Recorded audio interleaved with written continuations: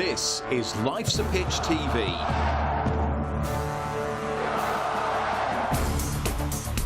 Main sponsor, DPS Tech.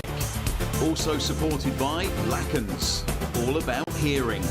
Forward Floors, Ginger Pickle, Fred Olsen Logistics, The Dove, Seckford Golf Club, Ashford Wright, John Keeble Cars, Venue 16, The Hudson Group, Come Hither Design, Sound 4 Pro Audio, and Suffolk Sound. Our charities this year, Cancer Support Suffolk and the Ipswich Town Community Foundation.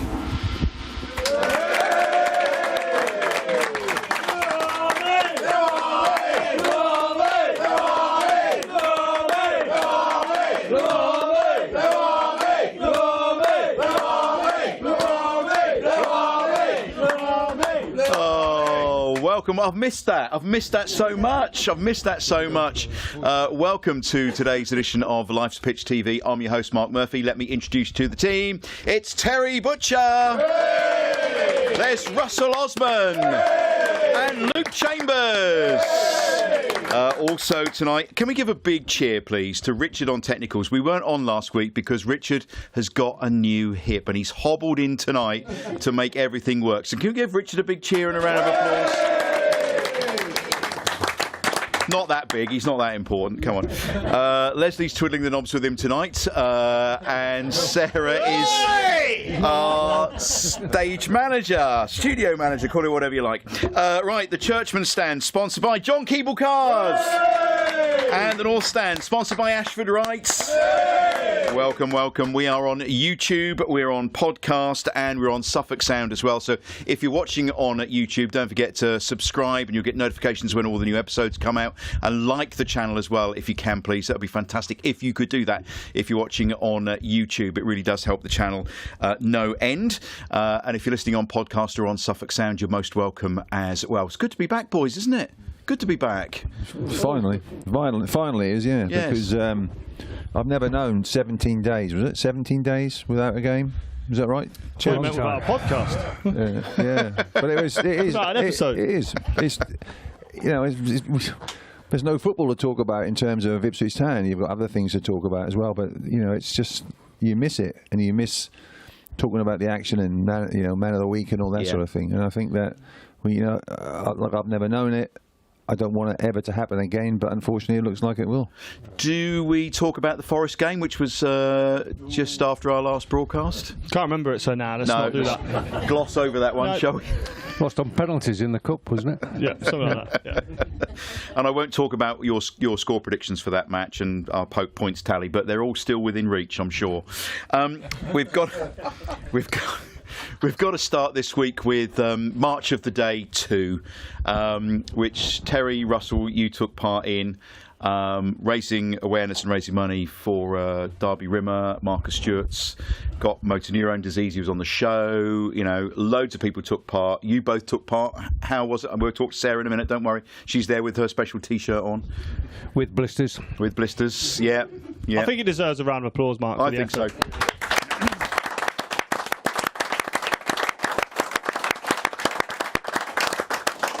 I watched, and you can talk about Marcus and the event in a moment too, but I watched him like many people did on television. He's a great bloke, isn't he? You know, he knows he's got an uncertain future, but he's preparing for things. He's positive. You know, he's saying, look, if it can't help me, this will help somebody in future generations. What a great attitude. He's just a lad from Harcliffe, as he says. No. You know, and Harcliffe in Bristol is a real rough area, you know, and, you know, he's a great lad, Marcus, very humble.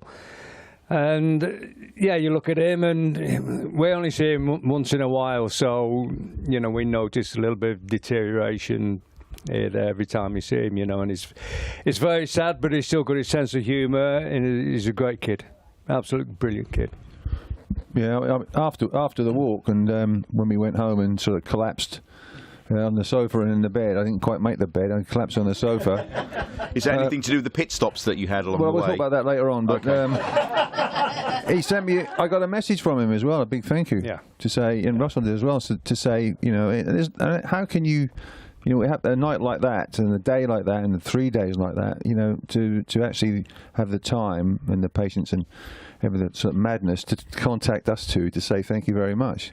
So yeah, that was really touching, and that's the small bits like that make it so special. He phoned to apologise for not having a chat with us on the night straight after the end of the walk, you know, and there's like thousands of people there.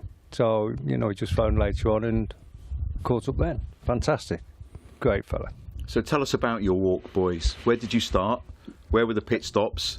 And how did you finally get to the ground? Well, we went to Colchester's ground. We met loads and loads of people there, which was lovely. Great turnout. And then the walkers came a little bit later than normal. Obviously, it's a long way. So the main walkers. So it was then a case of go sort of thing, and off we went. So the pace was unbelievably quick. I wasn't used to that. That sort of wow was very quick. And I thought, I'm going to pull a calf muscle here or do something. I'm going to injure myself here. I'm not used to this. But so we decided that we need to rehydrate and make sure that we got the fluids down us so that we could carry on and finish the walk. Very wise. Yeah. So it started on the outskirts of Ardley? Colchester. Ardley Crown, was it? Okay. Ardley, well, that was it, yeah. Come over to the microphone, Sarah, because you've clearly got information on these two. Look. With your March of the Day. Their first pit stop was Ardley Crown. Okay. And we then carried on walking. Jen, Steve and I and another group, we carried on walking.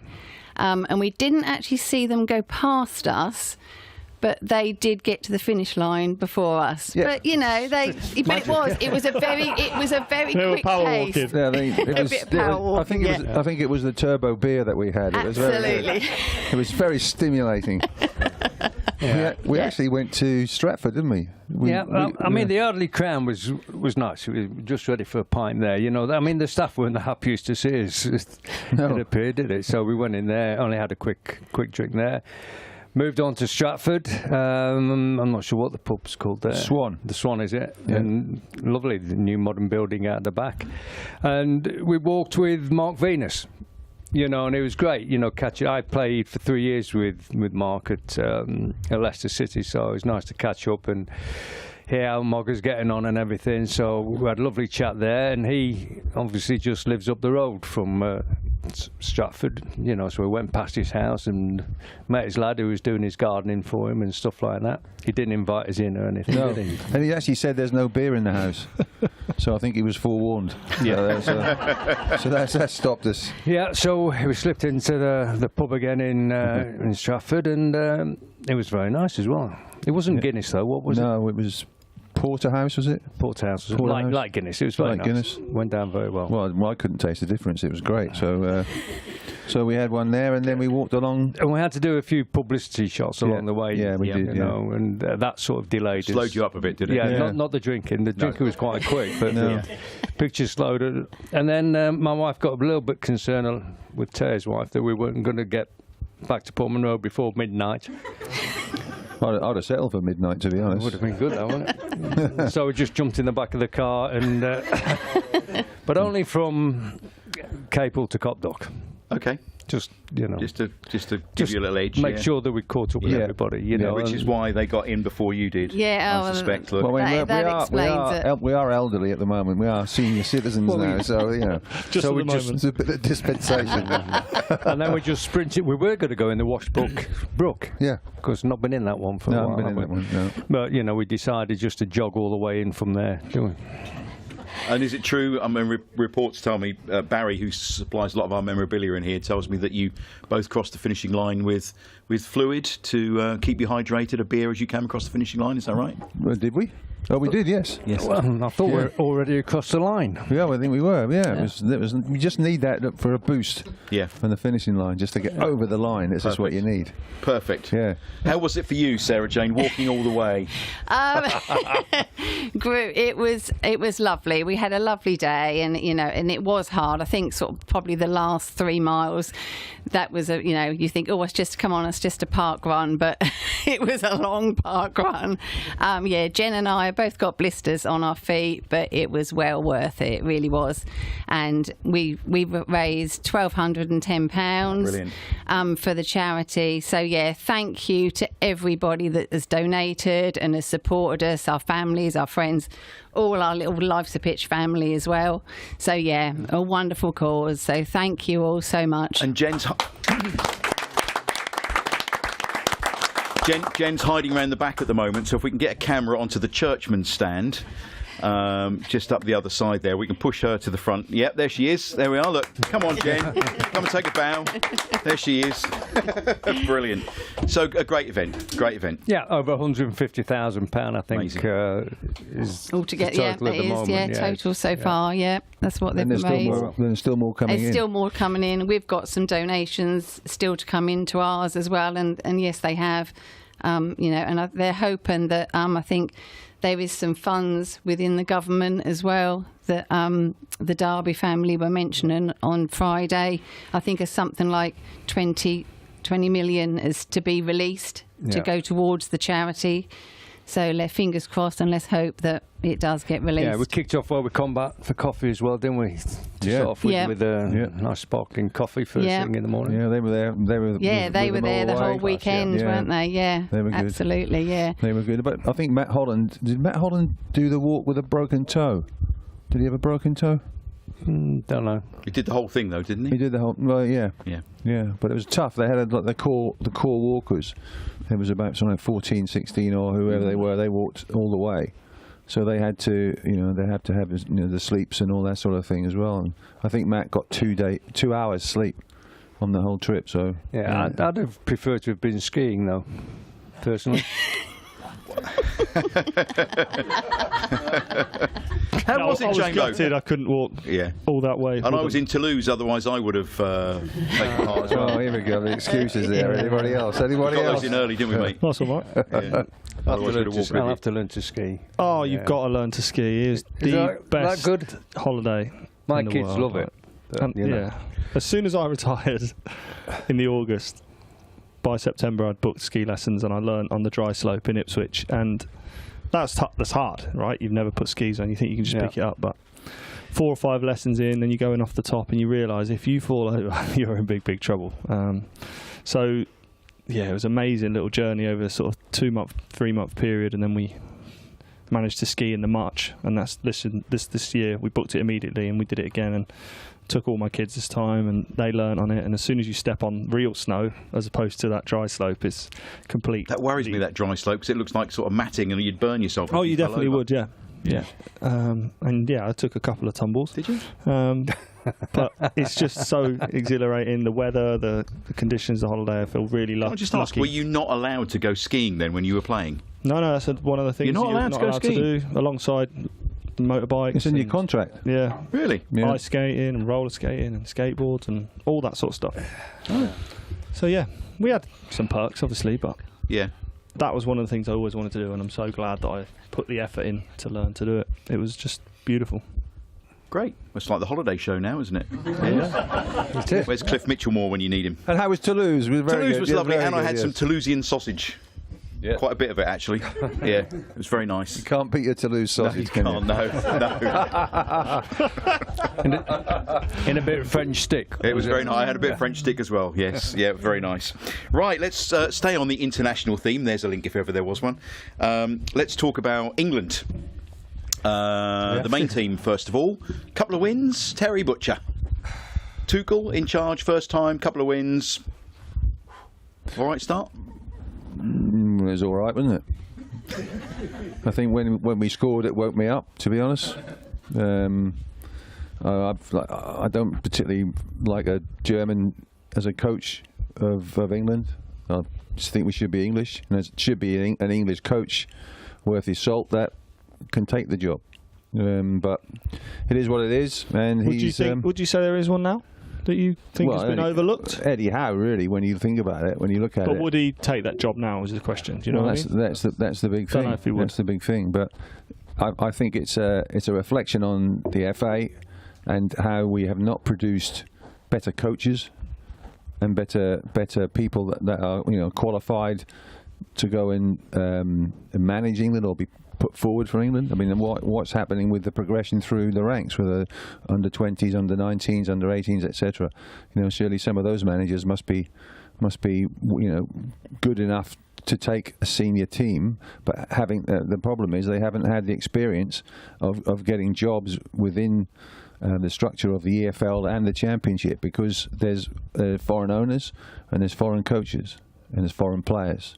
So everybody thinks, well, foreign is better than English, so they don't get the jobs, and by not getting the jobs, they don't get the experience. Therefore, they're not able to qualify not qualify, but to actually then be a head coach for England. So I think it's rotten within the core of the FA that you haven't produced good enough coaches that will be taken by clubs. Look at Kieran McKenna, the way that Kieran McKenna came through. Okay, he's not English, but he came through the system, and he's got doing a great job with us. And but he's not English, so that's what we need, someone like that. Fewer qualified coaches in this country than other countries. Yeah. Pro rata, in Germany, in France, in Spain, in Portugal, there's so many more qualified coaches. It's very expensive here to get your coaching qualifications. It's not so expensive abroad. And it's like Terry said, it's just one big vicious circle, Unless you have the best of the best of the best all the time, then, we won't be able to bring the best young coaches through. And you look back at Sam Allardyce. I never thought Sam Allardyce was going to be an England manager, and luckily for us, he didn't last very long. Who would you go for? Anybody English, Chamber? Does it matter to you? No, I don't think that matters to me too much in this day and age. I think it's such a multicultural and international game now that English football is. There's foreign players all over the place. So, yeah, I'm not too interested in who the nationality is and who the person is in charge, as long as they're good enough for the job and you can see progression and improvement, and they're improving players. Everyone is expecting England to always be favourite in every game they go into. Rightly so, I think, with the players that we have, but no one can seem to get the crowd off their feet again, hence why, regardless of the opposition, Wembley is continually not full, and the games that they're putting out for people to go and watch is the problem. Like, why have we stopped having Brazil and France and people like that as friendlies? Like, they're the ones you need to be testing yourself against, because otherwise you're just in that vicious cycle of playing lower level opposition, which then goes into your qualifiers at lower level opposition generally. And then when you meet a good team, that's when things seem to fall down. And well, that was what the Nations League was all about, playing good teams within their groups. But unfortunately, we got relegated from the top group. So which tells its own story again. They're not producing. And I still felt when we had Gareth Southgate in charge, yes, we reached semi-finals and finals and stuff, but the way we did it, I think we rode our luck a hell of a lot. And the reason we didn't do it is because we weren't good enough and we didn't continually improve, in my opinion.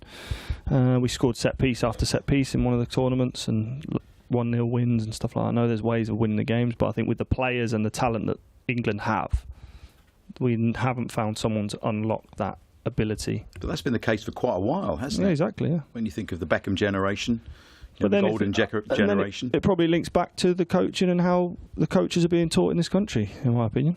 I don't think anyone is an elite level coach that I've come across and I've experienced and played against their teams, especially, like you say, the EFL, the Championship that I watch week in, week out and have been involved in for 20 years.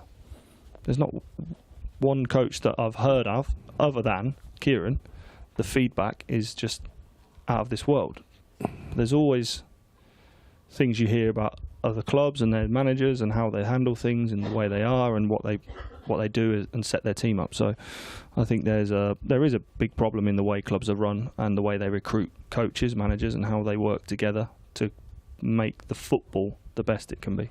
But are we stifling some of the players in the meantime, coaching how we're coaching at the moment? Because since Gaza, it's very individual the way he played, his style, what he actually did on the pitch. You know him better than anybody, Terry, and where's the progression from having another player like Gaza in more recent times? We have Bellingham now, but I don't think he's a flair player that you're talking about. Yeah, a flair player. Yeah. You know, we don't. You look at Grealish, signed for 100 million quid, and then he's now gets it and passes it, gets it and passes it, gets it and passes it. Attracts 2 people, passes it. Great for the opening space for everyone else, but that's not what he's good at. No. And then everyone will judge him for not being good enough, but ultimately he's being told how to play in a system, which, yes, is great, but the boy's got to play free, hasn't he? Hence why he got bought for £100 million. Systems don't win games of football, do they? Players do. Good, though, that Delap was training with full squad. That's good. Yeah, with Harry Kane. Nice pictures of him and Kane together. It's a good sign. Yep. I mean, it is that. I mean, that's good. I mean, it's always been a feature. Gareth in particular had, and previous England managers have pulled a lot of younger players through to train with the squad. Yeah. And once you're in that elite level of training, that intensity, wow, you know, you learn little things and you benefit from that. And it's good to see them coming into that environment and in the future hopefully do the same as well through form by being picked for the national squad. So yeah, there's things like that which are very, very good, and that's been going on for quite a while. But these young players coming through, there's a few more now at clubs, but in the past in particular, with the foreign element that's there, it stifled the English progression of the boys coming through. And I think it's a result of a lot of things, but in particular, you know, the coaching at the FA and everything else. But it's with the lack of opportunities for younger players to take that, and that's why I was a bit disappointed when Henderson got picked for the squad. So I'm thinking, well, is it Morgan Gibbs? Is it a backward step, really, isn't it? Gibbs White, whatever his name is. He wasn't selected for the squad, and yet against us in our defeat, which we won't talk about, he was tremendous. He was really, really good. So, and Hudson-Odoi, who played on the wing, he's not even in the squad. But Tuchel wants players, the wingers in particular, that go at people. Our players didn't go at someone; they went inside, and they went inside, and they went inside, and it wasn't entertaining, and there was no action, and there was nothing. There's no crosses going into the box. You know, it's amazing that we do score from crosses. When crosses came into the box, we scored. So you sort of think, well, he's only early in his career. You sort of think, well, he's 18 months anyway. He's only early in that, but you sort of think, well, you know, what can he do to inspire the crowd and stop with these, you know, with the team sheets. When they have the team sheets, they make them into paper aeroplanes. They start, you know, we've got a crowd that's very good at making paper aeroplanes. It's they unbelievable. haven't done that in here. No, in the last. But I two think seasons. one's coming one's being made at the moment. I can sense it. Yeah. So we don't hand out any paper in here. Good though, Hutchinson and Philogene on the score sheet for the under-21s. Brilliant, yeah. Great for their experience, their exposure. Yeah. Yeah, their confidence. Yeah. Both have come in for some flack from some fans recently, so this will, you know, show what they really can do, won't it, at the highest level? Yeah. Sometimes we mention we don't like the break as people watching the games and supporting the clubs, but sometimes that can come at a good time for players like that are maybe receiving a little bit of murmurings of discontent. But yeah, they're good players. They're just in a good environment. They're going to play well, and they've come into a team that are struggling at the minute, and I'm sure they're going to be all right. And Hutchinson sent off. Yeah. Brilliant. I like that. He joined our club. And George McHurst playing for Scotland. Yeah. Yep. Yeah. Yeah. Congratulations to him. Yeah. Enciso scored a goal for Paraguay. Have you seen it? Awesome. Have a look. Isn't it, boys? Who watched it? Yeah, it's fantastic. Brilliant. So hopefully that will transfer into us. O'Shea, Taylor, Burgess, others all. So the Incredible to talk about, though, that, isn't it? Sorry? Incredible to talk about. Well, I was just going to say, the fact that we've got yeah. players away on international duty like this. Yeah, which shows you the club's doing a good job. Just we've got to get the results at home. Yeah, yeah. And we'll need a new board to put all the honours on, won't we, at this rate? Because they're going up thick and fast. Well, perhaps this will, you know, be a sort of an intake of breath sort of thing, this gap, and then when they come back and all hopefully fit and ready to go, that they can give it the best for the last 9 games of the season, because it is vital that we win games, and not just for safety but for our pride as well. Yeah. And what if Manchester City get a massive points deduction? We need to finish third bottom, don't we? Ahead of Leicester. So that if Manchester City do get a massive points deduction, which probably won't happen, but, you know, It'd be nice, wouldn't it? We might finish fourth and bottom. Well, I wouldn't and they want get relegated. I wouldn't want to rely on it at all, because I think they've had the better KCs, the better barristers, and all that sort of thing. Manchester City all the time. So yeah, I've got no hope about checkbook. that. Yeah, I've got no hope about that. But you want to do it yourselves, and you want to have at least have a go, and let's have a go. And I just think Craig Bellamy, you love him or hate him, sort of thing. That almost deserved a boo on Craig Bellamy. Yeah, it is. Yeah, Ex-Norwich. I personally hate him, but I mean you look at what he did in the last minute in Macedonia when he sent on, was it Kiefer Moore? He sent him on, and they just bombarded the Macedonian defence, and they got a header down from Kiefer and scored the equaliser.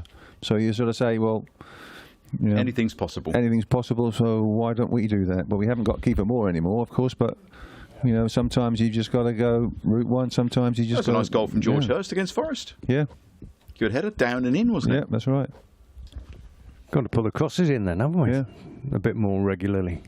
But I'm going to tell Kieran how to do his Seen a bit more of job. a change recently in terms of teams taking long throws and putting people in the box and being a bit more direct, because I think we've had, again, talk about generations and coaching, and we've had 10 years of people not actually coaching teams how to defend but how to play out from the back. So the teams that can execute those situations the better at this moment in time are creating and scoring more goals. So something that we can definitely start to do more of.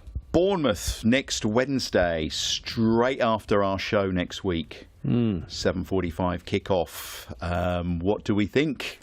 No easy games, as we're finding out. But, who knows? No easy games at all. I think I said last week that we were going to win, but on the proviso that we beat Forest first. So we lost against Forest. He wants to restructure his predictions. Your predictions were taking us into Europe, I think. But they were. So I cooked my goose there, didn't I? But Bournemouth play Manchester City on Saturday in the Cup at home. So hopefully they'll be dispirited in being out of the Cup, or maybe it'd be good if they beat Manchester City, because then they concentrate on the Cup as well. But it's and they haven't had a good form at home. I think they haven't won in the last. They've lost the last 3 at home in the league. But when you look at them and you think, the size of our club, we're bigger than Bournemouth, aren't we? So oh yeah. We could do it. We should be up there, and we should. It's a nice place to go on holiday, Bournemouth, isn't it? And that's you reach that stage in life for us when it's Bournemouth. It is. No, Chewton Glen just up the road, Mark. I recommend it thoroughly. Yeah, between Southampton and Bournemouth, lovely. Excellent. Sandbanks just down the road. Oh, go Sandbanks. and see High Redknapp and the boys. Yeah, I've seen that on the telly. Looks very nice. So, we've just got to get our heads down, crack on with it. Fans will be behind them as always. Great travelling support, hopefully. And there's a few murmurings and mutterings because we're all a bit disappointed. But, we've got to be there all as one till right to the very end, haven't we? Well, we're there way ahead of our time, really, when you think about it. So, and it was the squad that was least likely to succeed because of the preparation that it had. There's virtually no preparation in the Championship. And it's we've done okay. We've had a go at times. Yes, we'd like a bit more, but you always do. But even if we do go down, then there's enough there that will take us back up if we can keep those players, and I'm sure we will. I'm just a bit disappointed we've conceded so many goals. What is it? On 8 occasions now, we've conceded 4 or more, and that's a lot in a season, We seemed tighter, didn't we, when we were picking up points at the start of the season? Seemed to have kind of lost our way a little bit, I think, at the moment. I just think that comes from confidence and everything taking a battering and constantly trying to search for that formula that's going to get points. And seems to be, you couldn't name the team from week in, week out, which is something that we've discussed all season that we've had for so long. So when you get into that bit of a rut, I'd say, you can't pick that winning team. You can't really quite find that right decision, formula, performance that just gets you moving in the right direction. You try and find some momentum. Yeah, you need consistency from the players, though, to be able to pick that team on a regular basis, don't you? And we haven't had the consistency in the first place to help the manager keep picking the same side. Yeah. So. Whereas every week for the last couple of years, you've known the lads are playing out their skin week in, week out. They stay in the team. Whereas it's a difficult scenario where they're all playing in a league now where probably That was started to Chappers, feel by the way. Have you spoke to Chappers? Chappers was in training yesterday for the first time, I think. So, yep, he's on his way back. So it'd be good to get him back involved. He's been missed. I'm sure he would have been missed around matchday squads and warm-ups and team talks and dressing rooms. Yes, he'd have been in there, but when you're not in that kit, you can't really influence the mood and what's being said and happening. And he's a big player, character for that team. So but he's got that sharp brain, hasn't he? He has, and he can play for me at any level. So the sooner we can get him involved again. And it's another one, when people are out the team or injured, they become even better than you remember because you desperately want them in the team. And it's like, oh, he should be playing, he's on the bench, he should be playing. And you're like, well, let's see, let's wait and see. Yeah, 6-2 now, Chappers. We're ever hopeful, aren't we? We're ever hopeful, we really are. But we said, Mark, haven't we? We said all along, all day, every season, every episode, you have to stay with the team. As hard as it is now, this is where you really show your support for the team and the players, and you can judge everyone, whoever you like, and say they should, we should, this, that, and the other. You just got to support the team, and it is hope for the best. And just remember where we've come from, for goodness sake. Exactly, and just think about, right, if we do get relegated, we've given it absolutely everything, we've invested, the club's in a better position, and think about the excitement that will come next season. 6 easy points against Norwich. Exactly that. So, exactly, absolutely. So that to look forward to again.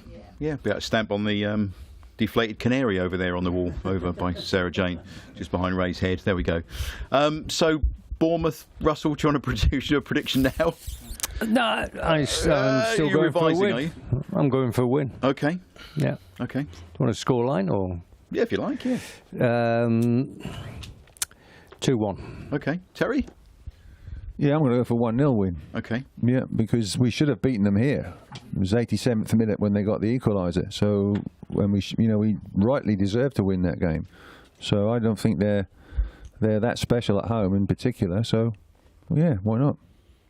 Chambo? He sucked me in. Yeah. 2-1. Excellent. 2-1 win.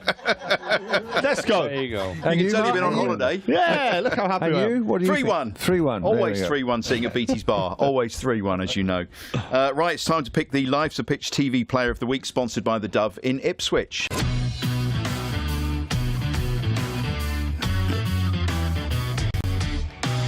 So we can go for who played well against Nottingham Forest, who's played well for their international side, anybody that you would like to kind of throw out there this week.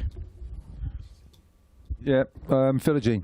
Philogene. He scored, okay. and I think that's going to be a real boost for him because we really haven't seen the best of him yet, and that happens from time to time when new players come in. So I'm going for him. I'm going to keep faith with him.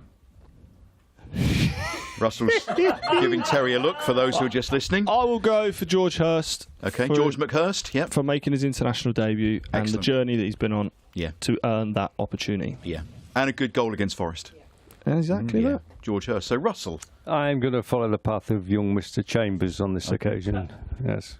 George Hurst. McHurst, yes. I think that was a certainty. Yeah. Especially after I said Philogene, the look I got from him.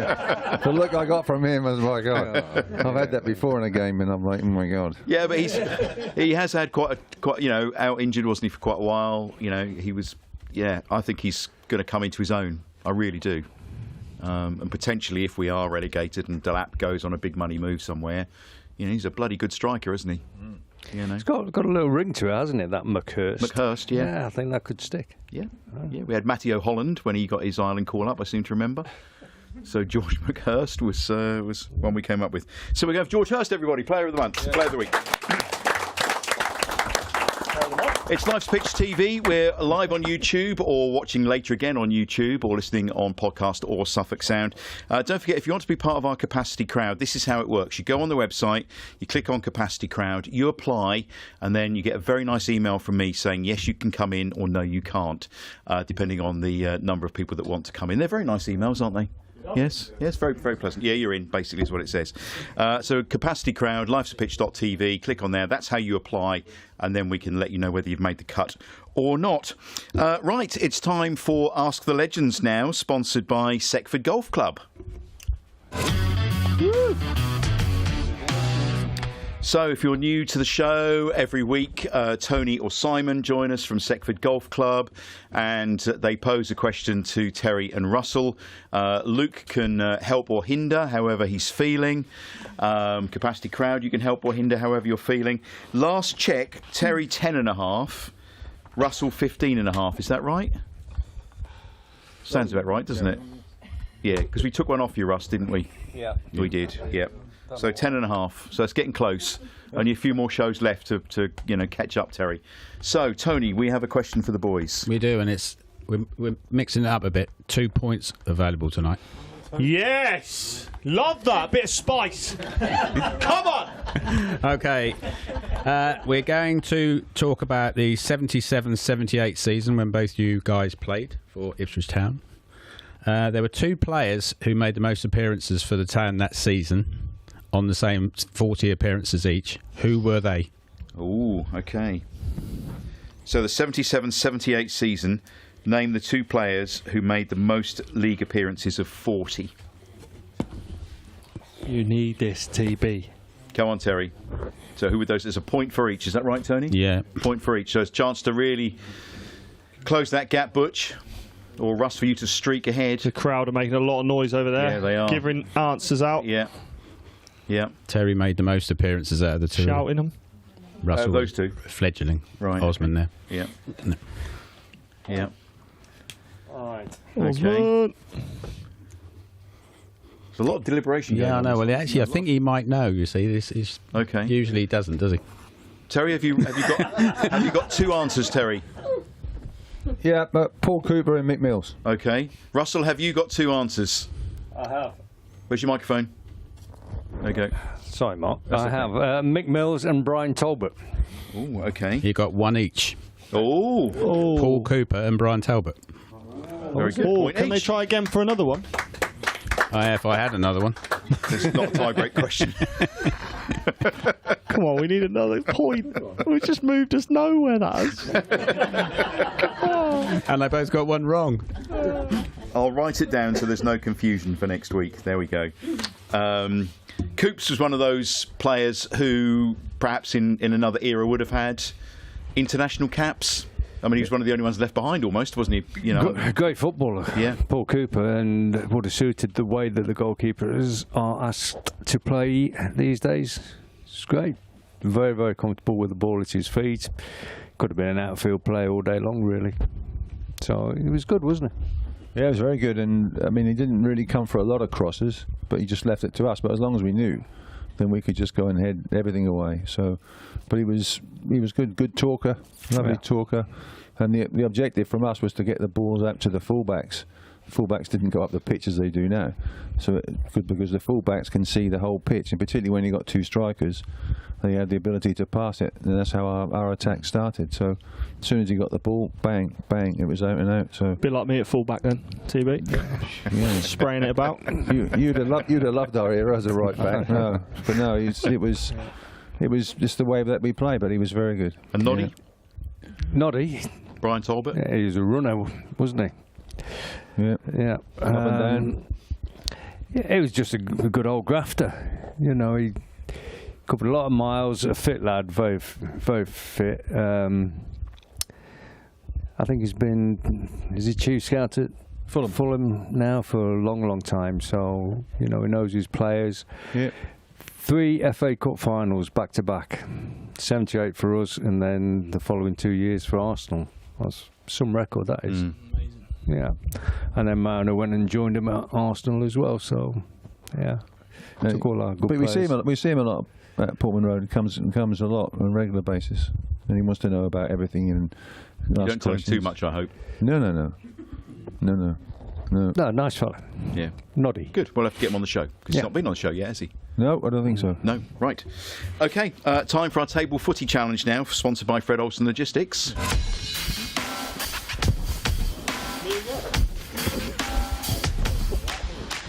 Come on, boys. What we need is 2 members of the capacity crowd to play table football against Terry and Russell. Now, I haven't asked him whether he'll do this, but we've got Gabriel here all the way from Brazil. Would you like to play tape? Yes? Come on. Let's go, Gabriel! Get in here, Gabriel. Anyway, who's going to partner Gabriel? Come on, we need someone to come and partner Gabriel. Yeah. Young lad. Come on, fella, come on. Here he comes. Yes. Oh, this is what we want. Youth versus experience. There we go. Fantastic. So this is how it works, boys. You have 60 seconds on my whistle, so get some balls ready at the end here, ready to drop in. Okay, 60 seconds on my whistle to see how many goals you can score against Terry and Russell. Okay, so on my whistle. Come on, boys. Come on. Come on. Come on. Oh, some Brazilian spinning there. Gabriel's having. Oh, I tell you what, he was lining up for a good shot. Yeah. Oh, kicked out from the back. Come on, boys. Come on. Come on. Let's show these old boys. Oh, no. Lack of concentration at the back. It's 1-0 to Terry and Russell. You can do this, boys. Come on. Good shot there from Russell or Terry. I couldn't see who. Cleared from the back. Come on, Gabriel. Let's have some shots. Oh, it's 2-0 to Terry and Russell. It was going so well. Come on. Come on, let's cheer the boys on, everybody. Come on.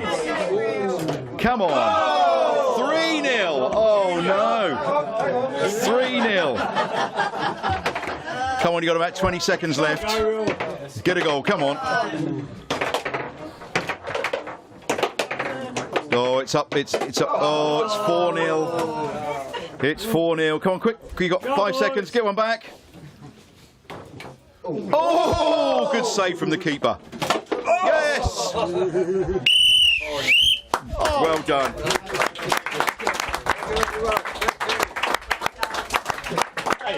Why did you blow that so loud?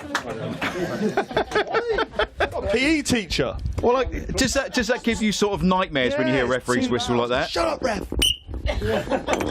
I'm going to get some cards for next season, yellows and reds. I think up here. I'm retiring. You come out in hives, do you, when you hear a referee's whistle? Yeah. Chambers. Do they call you by their surname or your first name? Chambo, they call me. Chambo. That's very Saw nice. Mark Clattenburg on Monday. Actually. Did you? Yeah. At the Baller League. No, was that Have you seen Baller that? League? What was that? No. Have you seen that, Baller League? No. So it's a new type of football, 6v6.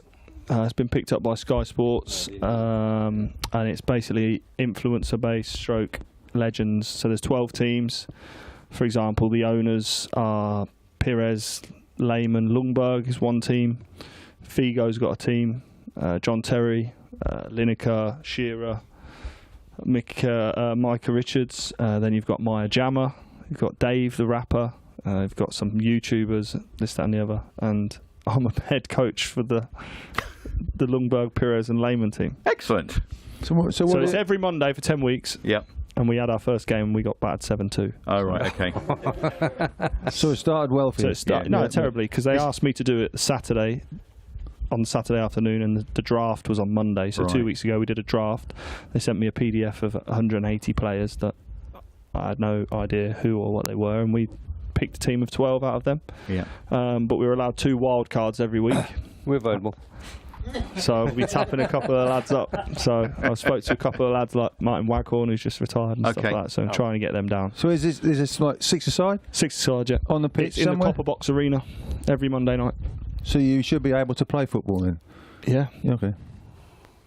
No, I just wondered because it's like, I just think, well, all these people involved, the rappers and all that sort of thing. Yeah, so they're basically the names I would suggest. And so it's to get their viewers who look at them on social media to sort watch. of a different type of football. So is it live on Sky? Live on Sky, yeah. Oh, right, okay. Every Monday. Nice. Yeah. I think the indoor stuff's fantastic. It is brilliant. Production's fantastic. Yeah, very good. The standard was very good. You've got lads who are used to 6-a-side. You've got lads who are famous on the internet now, but 1v1 very, very good. Yeah. We've got players like Michael Hector, Kieran Clark, and Adrian Mariappa. Henry Lansbury's playing. Josh Harrop, who came to Ipswich on loan. He hasn't got a club. He's playing in it. So some real good players. So when's it on the TV? Every Monday night. Every Monday night. Wasn't there a tournament when you guys were playing? Yeah, so that's similar to what you would see as the Legends. We won the indoor, the News of the World News of the World, yeah. News of the World five-a-side Tournament, yeah, that was... Won that in 77, That I was at think. Wembley, wasn't it? Right. Wembley Arena. Wembley tournament. We won a couple. So why haven't we got another star on our shirt then, if that's the case? Good question. Damn good question. Yeah, we had I'll start a petition. Lloyd Civil was unbeatable in those little goals, wasn't he? Yeah. He was at home there, wasn't he? Yeah, he I was. got asked to play in a tournament in the summer in Singapore, 7v7, the Legends game for Forest. So I might be going over there to do that. So I need to, instead of just running around a running track, I need to start probably putting the trainers or the boots back on at some point. Yeah. Beach soccer. That's where you Beach want to soccer, get. yes. Get yourself down a cup on the beach, mate. Yeah, beach have a little soccer. game down there. Cool. Right, what are we going to do next? Oh yes, time for On This Day in History, sponsored by Fred Olsen blimey. Logistics.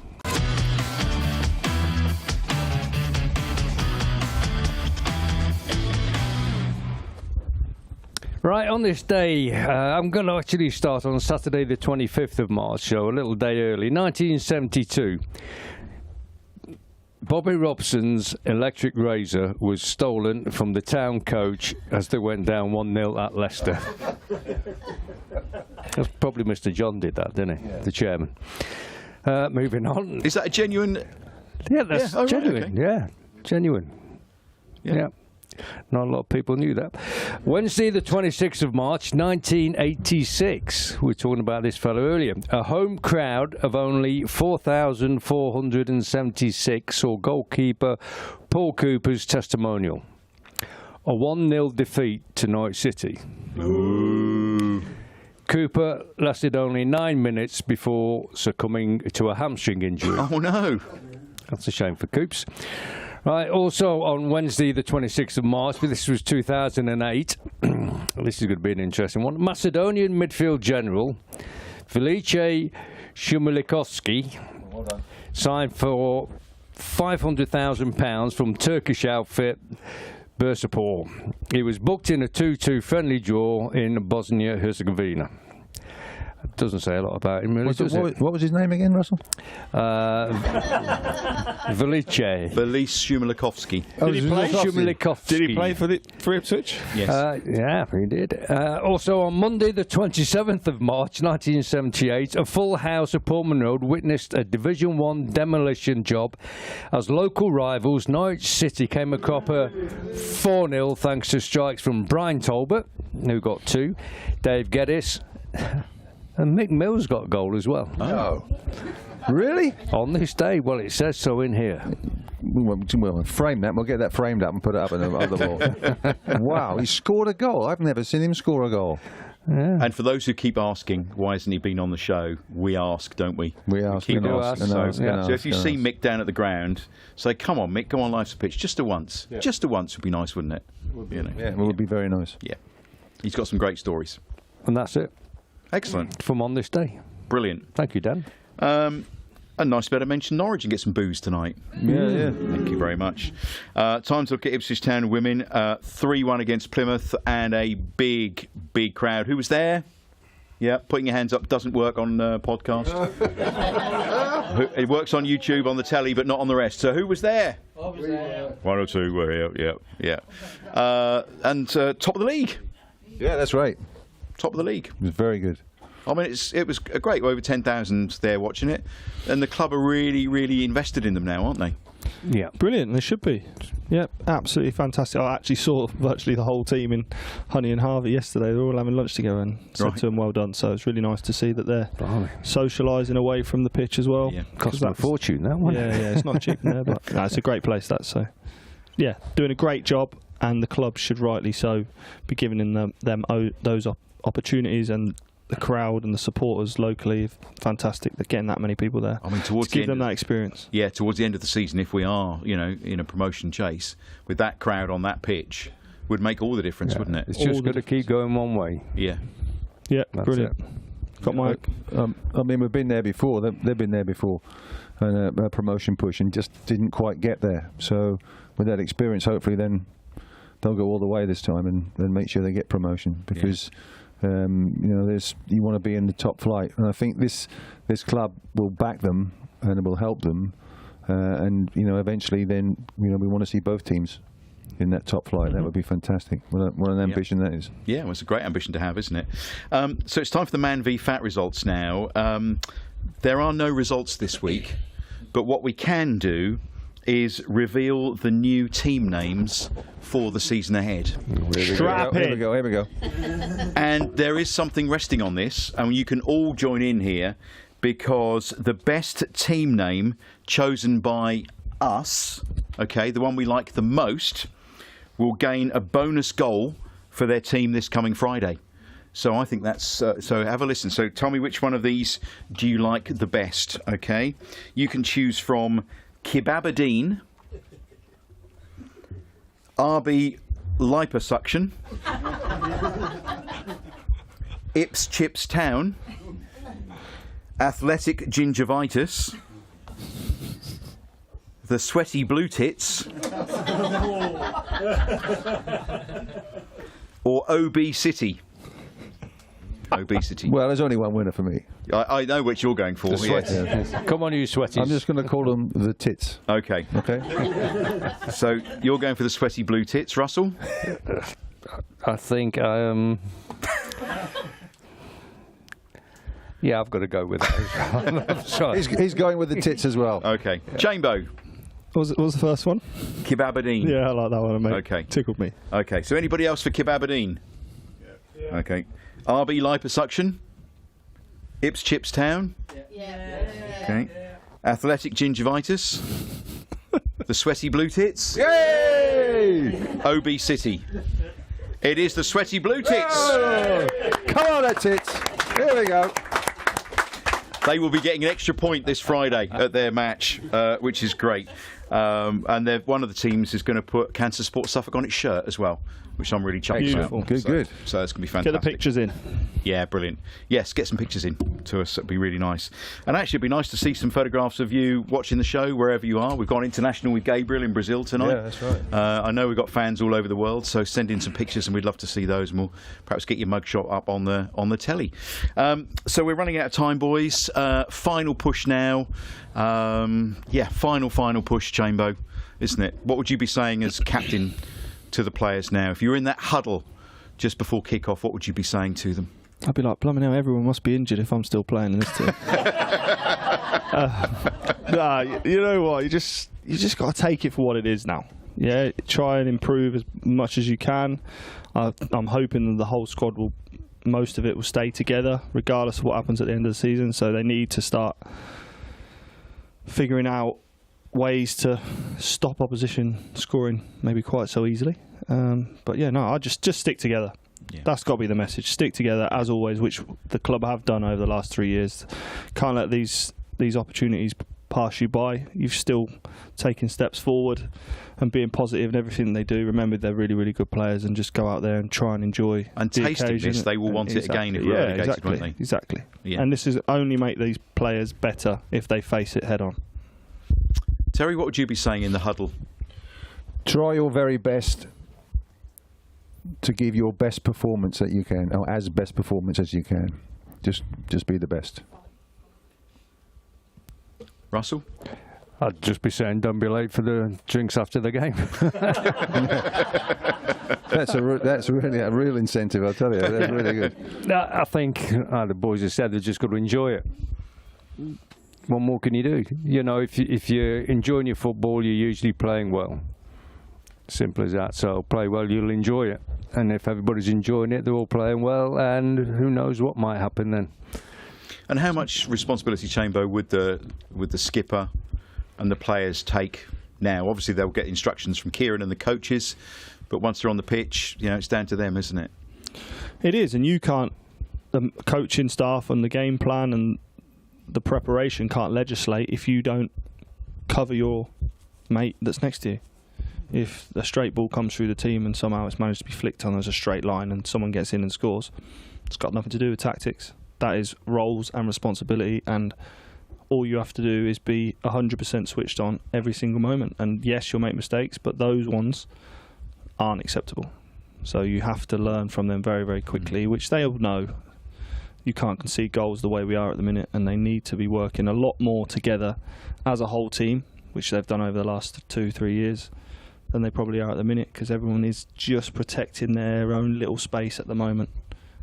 Whereas when you're playing with confidence and you're enjoying it, you're everywhere and you're expecting your mate to miss it, and you're not praying that he wins it. You're just the expectation of mistakes and covering is what they need to be ready for. Yeah, Russell. And football's a lot easier than Chamber, isn't it? You know, you feel like you've got more energy. You know, if you're enjoying it, if you're playing well, if everybody's singing off the same song sheet. Makes life a lot easier. I'm not saying you're going to go out and, you know, win every game 2-3-0 from now to the end of the season. You did last time we were on. I did, yeah. Now there's one game I thought we might lose. No, but I think if they can all stick together and just, you know, look after each other, especially around the 18-yard box when they're defending, just, you know, take a bit of responsibility of dealing and getting. There's only one ball. Just somebody's got to go and win it and make sure we keep it out of the back of the net. I think what you've got to take into account is there's been so many changes in the playing staff, in the way the club is, just in this league in the space of 8-9 months. It's been tough, but you have to stick together in those tough times.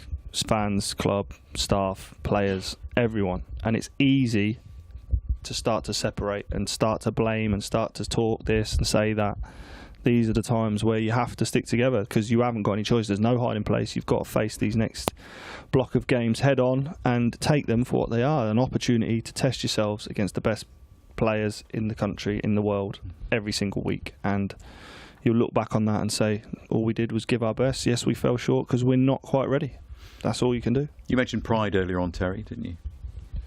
Yeah, I mean, do you think of the pride that they've got, those that were here at this time last season and this time 2 seasons ago, and how they had a great run in to both finales, to both climax of promotion, and to reiterate that, then think about what you did, think about how you did it, and those that weren't here have got to be led by the ones that were, because it was a monumental achievement. And this achievement is going to be even bigger bigger than promotion is to stay in the Premier League. So, but it's worth fighting for. Defend your box, attack their box with a real passion and real aggression. And I think we've got to show a hell of a lot of aggression in the next few games. Really, that's going to be the key, I think. Not being brushed off the ball, defending your box, mean your challenges, mean every pass, mean every run, mean it. If you mean it, and everybody means it together, then you'll do well and you hopefully win. Okay, wise words from all three of you. Thank you very much. We're out of time. Thank you, capacity crowd in the Churchman stand. Well done. Thank you, capacity crowd in the North stand. Thank you for watching or listening to the show. Don't forget to like and subscribe on YouTube. It does make all the difference. We'll be back next week, just ahead of the Bournemouth game. In fact, probably just half an hour ahead of the Bournemouth game next week. But we'll be here. And fingers crossed, our special guest next week is going to be Richard Naylor, Bam Bam, who was recently inducted into the ITFC Hall of Fame, which we didn't talk about tonight, which we'll do next time. So hopefully Richard will be joining us on the show. But from me and the rest of the team, have a good evening. And we'll join in with those 2 big words. Blue Army! Blue Army! Blue Army! Blue Army! Blue Army! Blue Army! Blue Army! Blue Army! Blue Army! Blue Army! Blue Army! Blue Army! Blue Army! Blue Army! Blue Army! Blue Army! This has been a Life's a Pitch TV production. Main sponsor, DPS Tech. Also supported by Lakens. All About Hearing, Forward Floors, Ginger Pickle, Fred Olsen Logistics, The Dove, Seckford Golf Club, Ashford Wright, John Keeble Cars, Venue 16, The Hudson Group, Come Hither Design, Sound 4 Pro Audio, and Suffolk Sound. Our charities this year, Cancer Support Suffolk and the Ipswich Town Community Foundation.